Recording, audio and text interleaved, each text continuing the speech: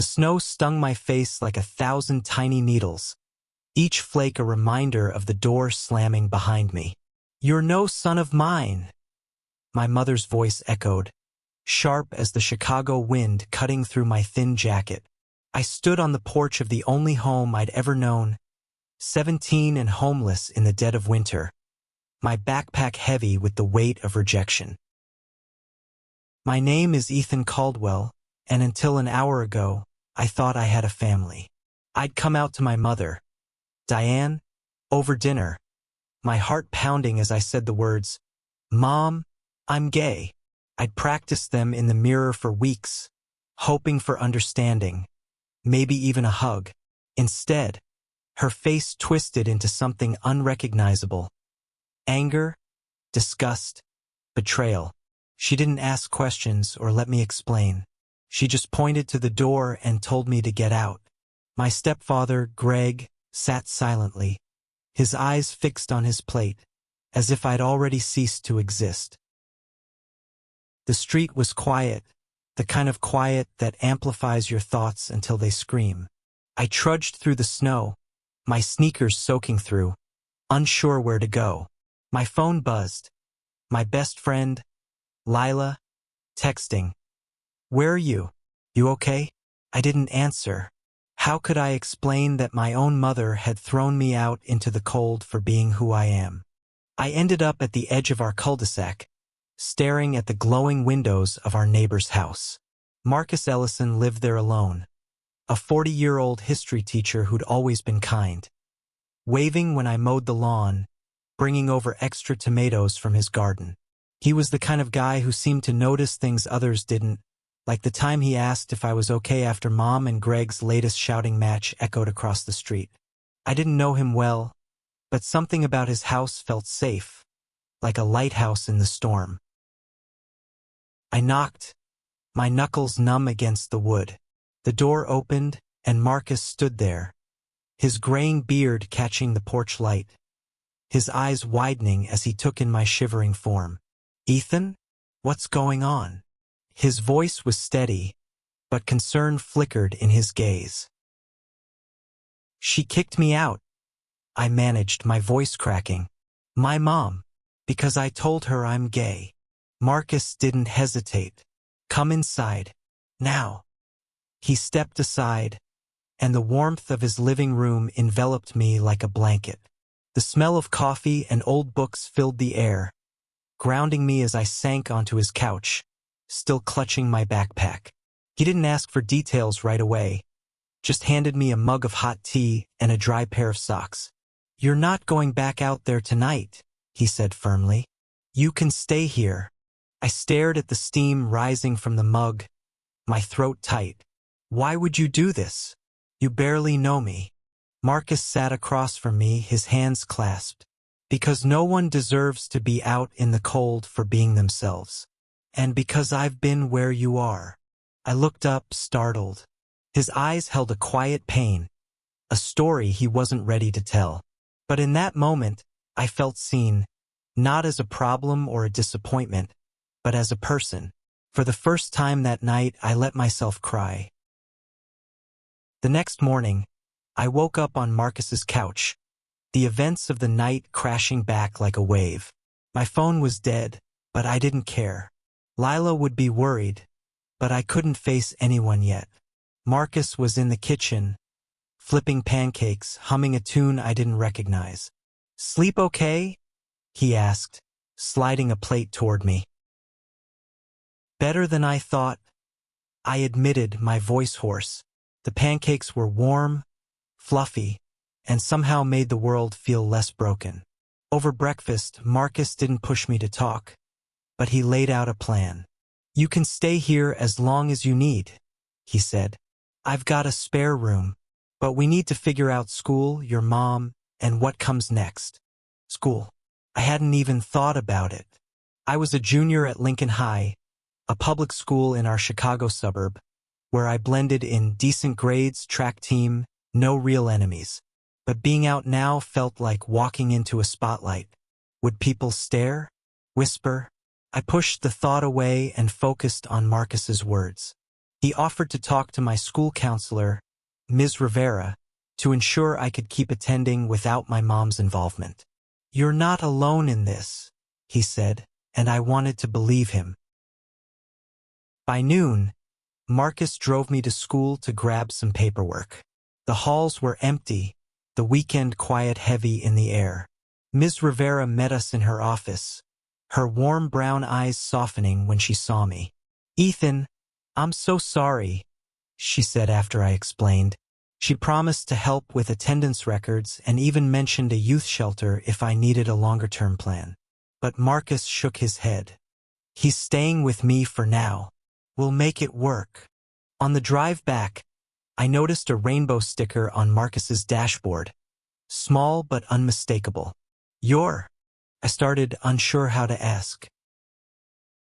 "Gay?"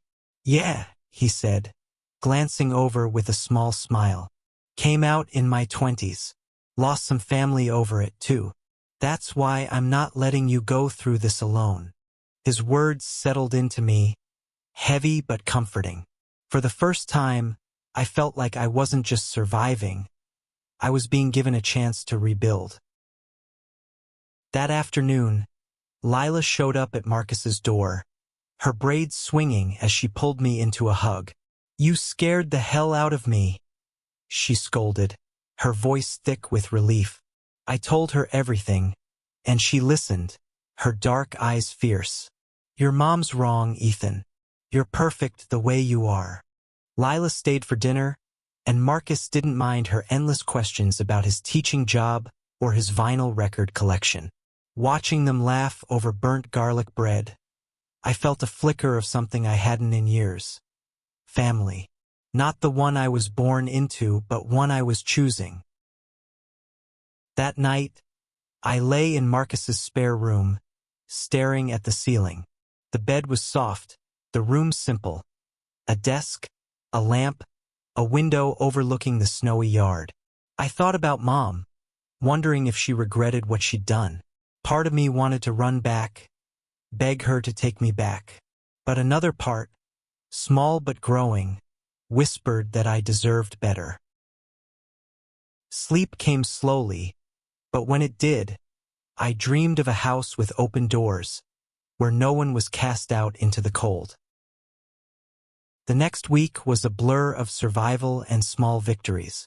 Marcus helped me settle into his spare room, now officially mine, with a borrowed comforter and a stack of his old sci-fi novels on the desk. School became my anchor, a place where routine dulled the ache of my mother's rejection. But whispers followed me in the halls. Word had spread, probably through Greg's loose-lipped co-workers. "That's the kid who got kicked out," someone muttered in chemistry. I kept my head down, focusing on my notebook, but the words burned. Lila was my shield. She walked with me between classes, her laughter loud enough to drown out the stares. "Let them talk," she said one day, tossing her braids. "They're just jealous you're braver than they'll ever be." Her confidence was contagious, but at night, alone in Marcus's spare room, doubt crept in. What if Mom was right?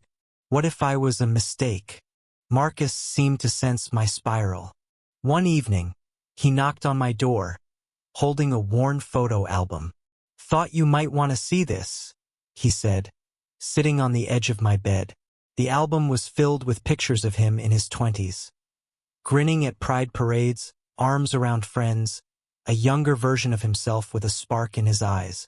"This was my chosen family," he said, pointing to a group photo. "After my parents cut me off, these people kept me going." I traced a finger over a picture of Marcus holding a rainbow flag, his smile defiant. "Did it get easier?" I asked. "Not overnight," he admitted. "But it does. You find people who love you for you, and you start to love yourself, too." His words stuck with me, especially when I saw Mom's car parked outside our old house the next day. I was walking home from school, the February wind biting my ears, when I spotted her unloading groceries. My heart lurched, part longing, part anger. I wanted to run to her, to demand why she'd chosen her pride over me. But I kept walking, my breath visible in the cold air, until I reached Marcus's doorstep. At school, things got complicated. During track practice, Coach Daniels pulled me aside. "Heard about your situation, Caldwell?" he said, his voice gruff but kind. "You need anything, you tell me." I nodded, grateful but embarrassed. The team was supportive mostly, but a few guys, led by Jake Russo, a senior with a permanent smirk, started making comments. "Don't drop the soap in the locker room," Jake said one day, loud enough for everyone to hear. Laughter erupted, and my face burned. I wanted to disappear. Lila overheard and went off, her voice cutting through the gym. "Jake, you're so obsessed with Ethan. Maybe you're the one with a crush." The team roared, and Jake backed off, but the sting lingered. I wasn't ready to fight every battle, not yet. Marcus noticed my mood when I got home. Over dinner, spaghetti with homemade sauce, he asked what was wrong. I told him about Jake, expecting him to give me a pep talk. Instead, he leaned back, thoughtful. "High school's a pressure cooker," he said. "People like Jake? They're scared of anyone who's different because it makes them question themselves. Keep being you, Ethan. That's your power." His advice didn't erase the hurt, but it gave me something to hold on to. That night, I started a journal, scribbling down my thoughts. Anger at Mom, fear about the future, gratitude for Marcus and Lila. Writing felt like untangling a knot, each word loosening the weight in my chest. On Friday, Ms. Rivera called me into her office.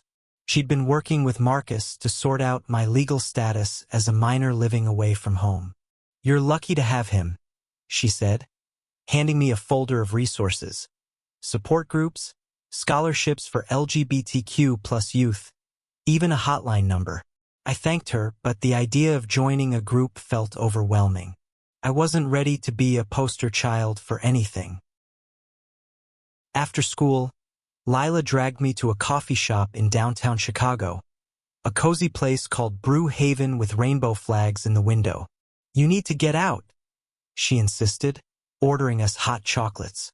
The barista, a guy in his 20s with a nose ring and a warm smile, chatted with us about the city's pride events.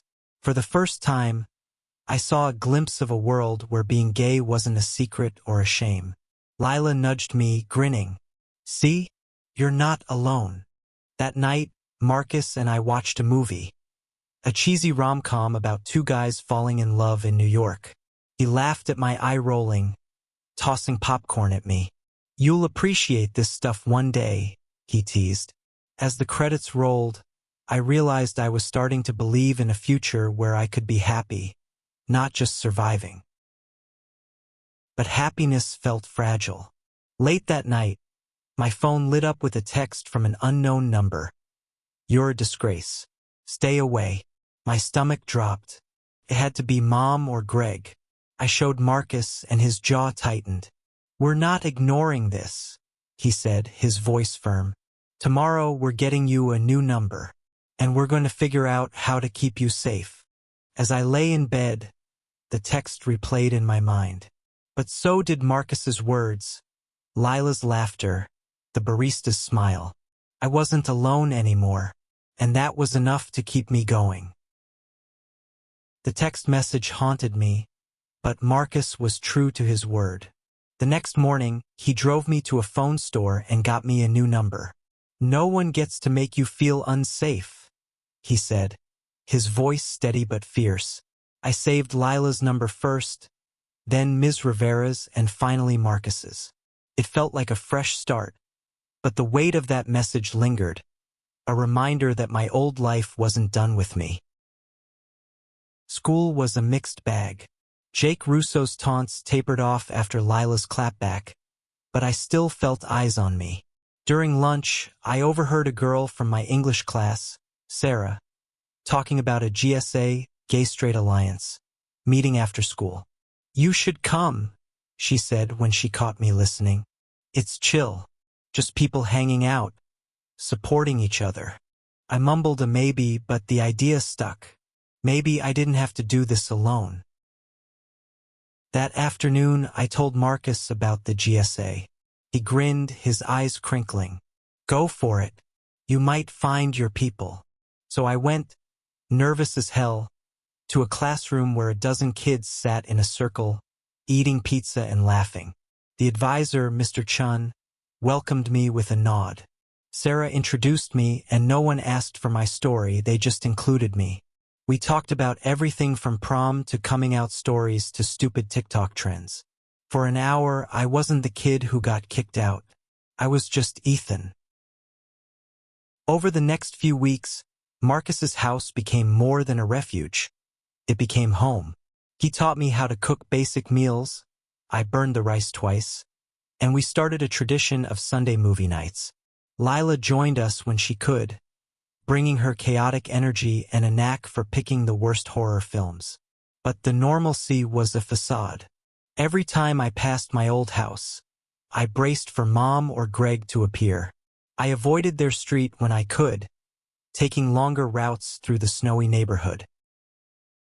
One day, while walking home, I saw a familiar figure ahead, Greg, shoveling his driveway. My heart raced, but I forced myself to keep walking. He looked up, his eyes narrowing. Ethan, he said, his voice flat. You shouldn't be here. I live here now. I shot back, surprised by my own defiance. Not with you.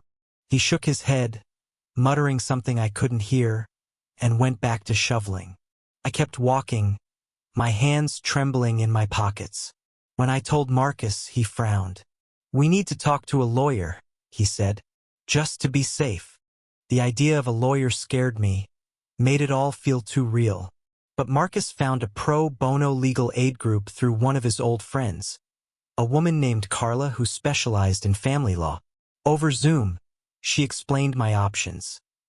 Emancipation, temporary guardianship, or hoping Mom would come around. You're 17, Carla said, her voice kind but direct.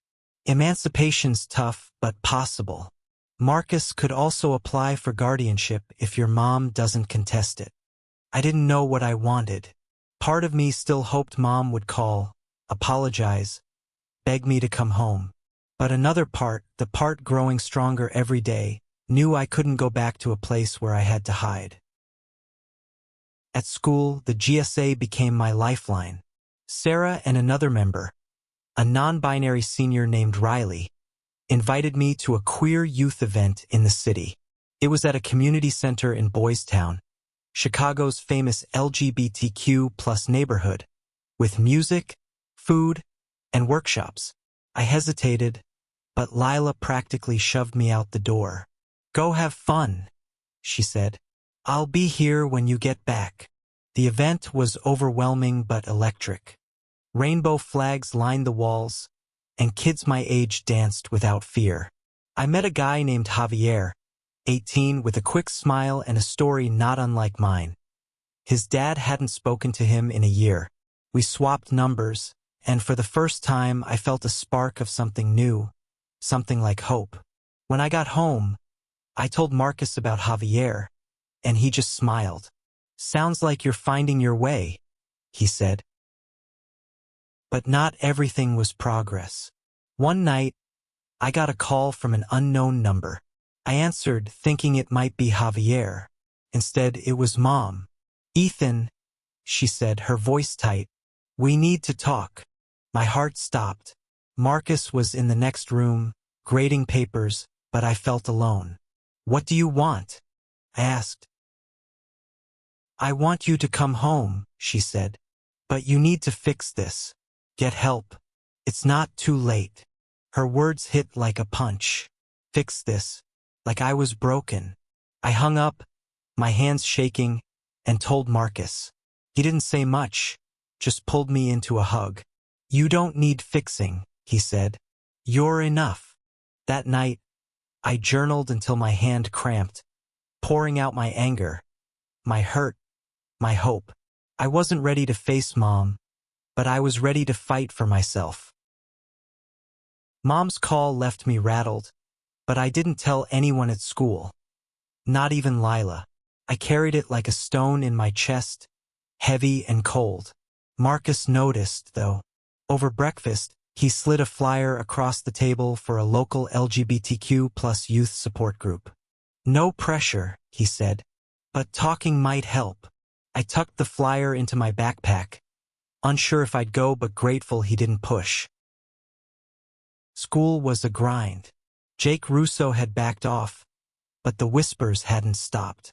I threw myself into track, sprinting until my lungs burned, trying to outrun my thoughts. Coach Daniels noticed my effort and pulled me aside after practice. "You've got heart, Caldwell," he said. "Keep pushing, and you could get a scholarship." The idea lit a spark in me. College, a way out, a future I could build myself. At the GSA, I started opening up. Sarah and Riley were easy to talk to, and I told them about Mom's call. "She thinks I'm broken," I admitted, my voice low. Riley shook their head. "She's the one who's broken if she can't see how amazing you are." Their words felt like a lifeline, pulling me back from the edge of doubt. Javier texted me daily, his messages a mix of goofy memes and late-night confessions. We met up again at Brew Haven, the coffee shop in Boys Town. He wore a red beanie and a shy smile, and we talked for hours. About his art, my track meets, our dreams of leaving Chicago for somewhere new. When our hands brushed reaching for the sugar, my heart raced. It wasn't love, not yet, but it was something real. One night, Javier invited me to an open mic at the community center. I'd never performed, but he convinced me to read a poem I'd written in my journal. Standing under the stage lights, my voice shaky, I read about the cold night Mom cast me out, the warmth of Marcus's home, the hope I was starting to feel. The room erupted in applause, and Javier hugged me, his eyes shining. "You're brave," he whispered. I felt it for the first time. But bravery didn't erase the past. Walking home from school one day, I saw Mom's car parked outside Marcus's house. My stomach dropped. She was standing on the porch, talking to Marcus, her arms crossed. I hid behind a tree, straining to hear. "I just want to see him," Mom was saying, her voice softer than I'd ever heard it. "I didn't mean for this to happen." Marcus's voice was calm but firm.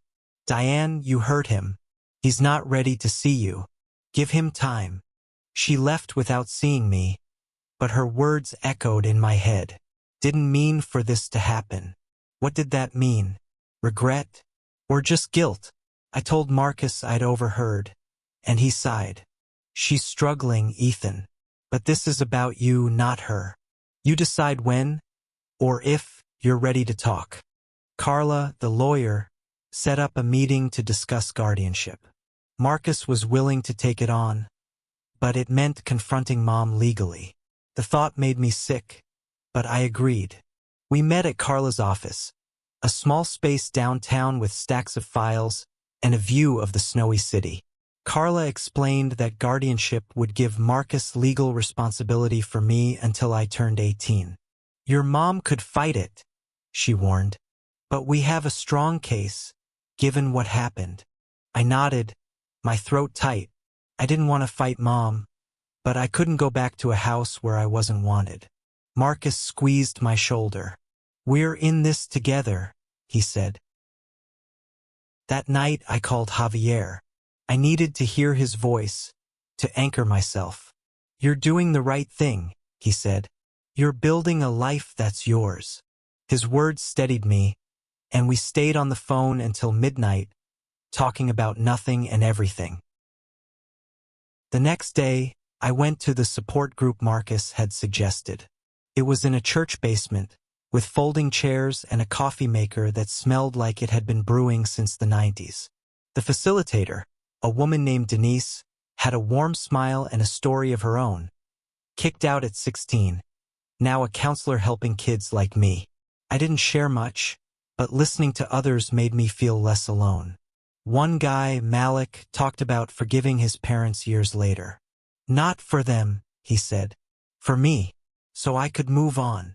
His words stuck with me. Forgiveness felt impossible now, but maybe one day, I'd find a way to let go. Not for Mom, but for me. Spring came slowly to Chicago, the snow melting into slush, mirroring the slow thaw in my heart. Marcus's house was my home now, filled with the smell of his morning coffee and the sound of Lila's laughter when she visited. School was steadier. I joined the GSA officially, and track season was in full swing. Coach Daniels was pushing me for a regional meet, and the idea of a college scholarship felt less like a dream and more like a plan. Javier and I were growing closer. We weren't dating, not officially, but our coffee shop meetups had turned into walks along Lake Michigan, our hands brushing more often than not. He showed me his sketchbook, filled with vibrant drawings of the city and quiet portraits of people he loved. One page had a sketch of me, my eyes focused on the horizon, a small smile on my lips. "That's how I see you," he said, and my chest ached with something warm and new.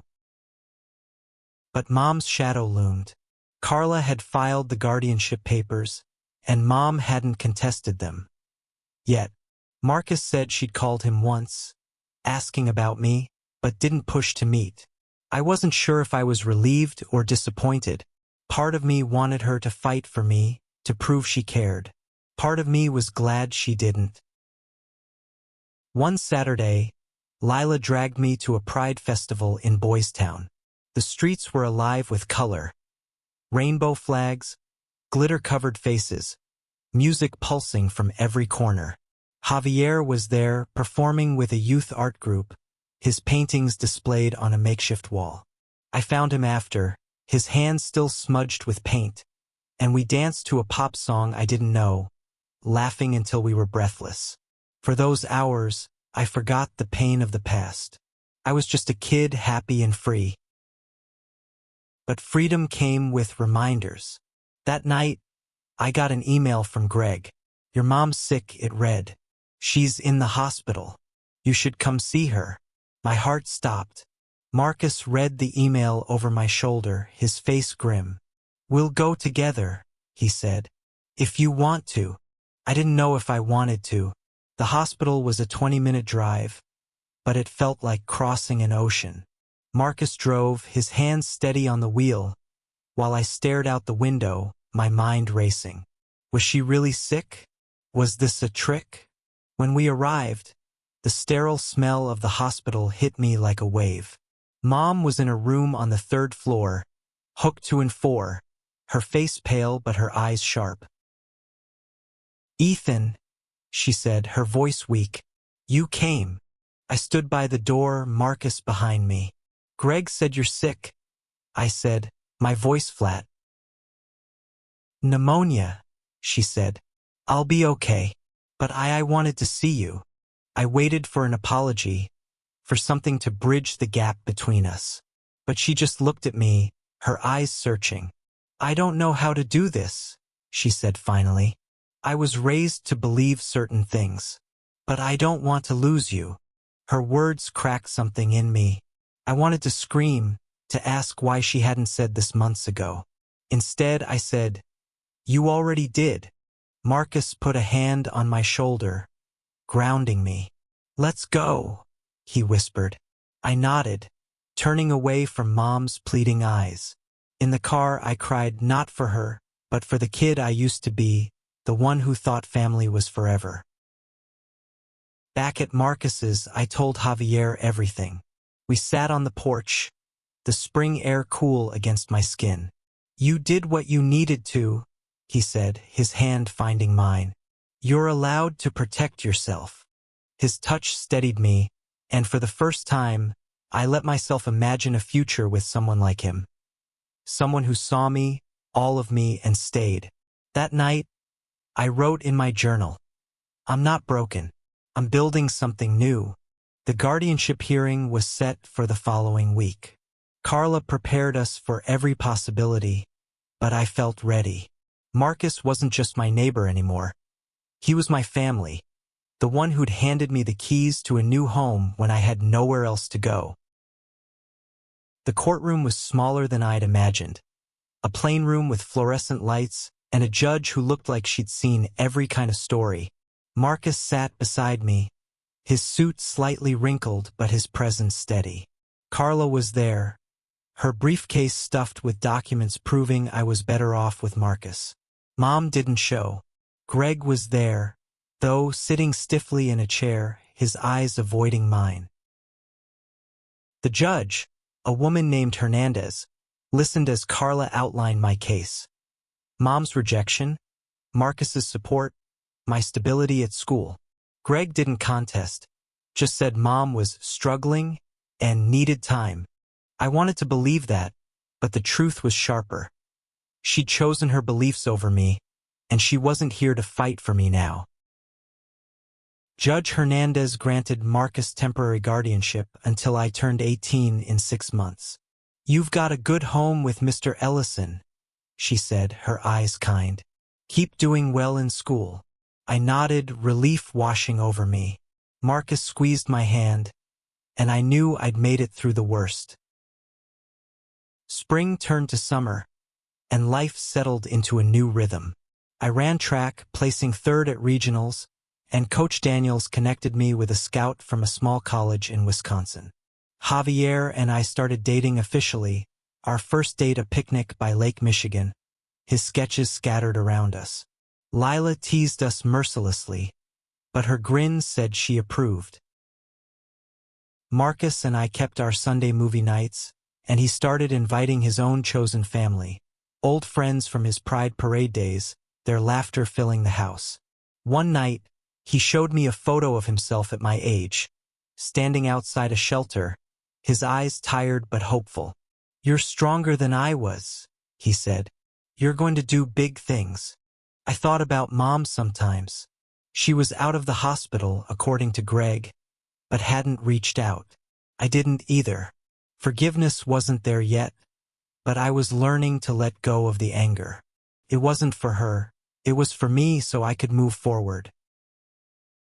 On my 18th birthday, Marcus threw a party. Lila, Javier, Sarah, Riley, and even Ms. Rivera came, crowding into the backyard with pizza and a playlist Javier made. Marcus gave me a keychain with a tiny rainbow flag, a nod to the keys he'd handed me that first night. "To new beginnings," he said, his voice thick. I looked around at the people who'd become my family, not by blood, but by choice. Lila, laughing with Sarah. Javier, sketching in the corner. Marcus, watching us all with pride. I thought about the cold night I'd been cast out, how I'd thought I'd lost everything. But here, in this warm backyard, I realized I'd found something better. A home where I could be myself, loved and whole. As the sun set, I slipped away to the porch, pulling out my journal. I wrote, "The cold night tried to break me, but I built a new home. Not with walls, but with people who chose me back." I looked at the wooden fence nearby, where someone, probably Javier, had painted "Love Wins" in bold, messy letters. It felt like a promise, one I was finally ready to believe.